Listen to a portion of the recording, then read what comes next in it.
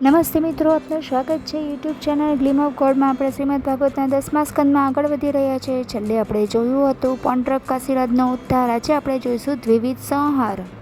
શ્રી સુખદેવજી બોલ્યા, ભૌમાસુરનો મિત્ર દ્વિવિધ એક મહાબલી વાનર હતો. એ ભૌમાસુરનો મિત્ર સુગ્રીવનો મંત્રી અને મયનનો ભાઈ હતો.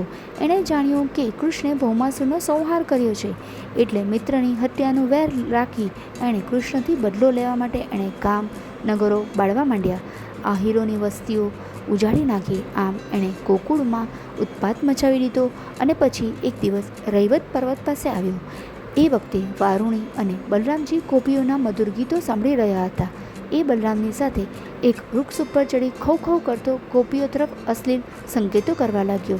એ વાનરની આવી દ્રોણાસ્પદ ચેષ્ટા જોઈ ક્રોધિત બનેલા વીર શિરોમણી બલરામજી હળ અને મૂસણ લઈ એને મારવા દોડ્યા. એ દુષ્ટ વાનરે તેમના પ્રહારથી પોતાની જાતને બચાવી લીધી અને બલરામજીને અવહેલના કરી એમનું મદિરા પાત્ર તોડી નાખ્યું અને ગોપીઓના વસ્ત્રો ફાડી નાખ્યા અને પછી ઉપહાસ કરતો હોય તેમ જોર જોરથી હસવા લાગ્યો.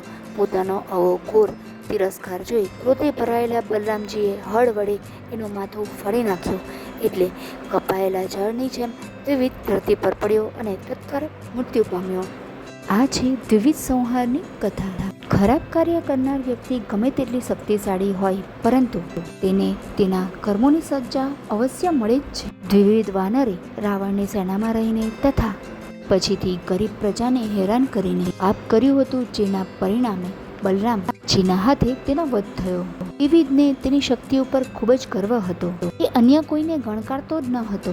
આ જ અભિમાન તેને અંતે મોતના મુખે લઈ જાય છે. દુષ્ટ વ્યક્તિ ગમે તેટલી શક્તિશાળી હોય, પરંતુ જો તે પશ્ચાતાપ ન કરે તો તેને માફ કરવી મુશ્કેલ બની જાય છે. બલરામજી સૌ પ્રથમ તેને સમજાવવાનો પ્રયત્ન કરે છે, પરંતુ દ્વિવિધે તેમનું માન્યું નહીં. આથી બલરામજીએ તેનો વધ કરવો પડ્યો. ભગવાન હંમેશા ન્યાય કરે છે અને પાપીઓનો નાશ કરે છે. આ કથામાં બલરામજીએ દ્વિવિધનો વધ કરી લોકોનું રક્ષણ કર્યું અને સાબિત કર્યું કે અન્યનું આયુષ્ય લાંબુ હોતું નથી.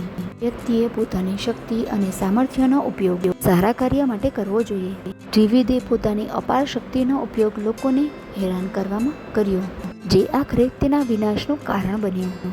આમ આ છે સંપૂર્ણ કથાનો બોધ. બાકીનું આપણે આવતીકાલે જોઈશું. જો આપને આ વિડીયો પસંદ આવ્યો હોય તો વિડીયોને લાઇક કરજો, શેર કરજો અને ચેનલને સબસ્ક્રાઈબ કરવાનું ભૂલતા નહીં. સાથે સાથે બેલ આઇકોન અવશ્યથી પ્રેસ કરજો, જેથી મારા નવા વિડીયોનું નોટિફિકેશન આપ સૌને મળતું રહે. ત્યાં સુધી આપ સૌને મારા જય શ્રી કૃષ્ણ.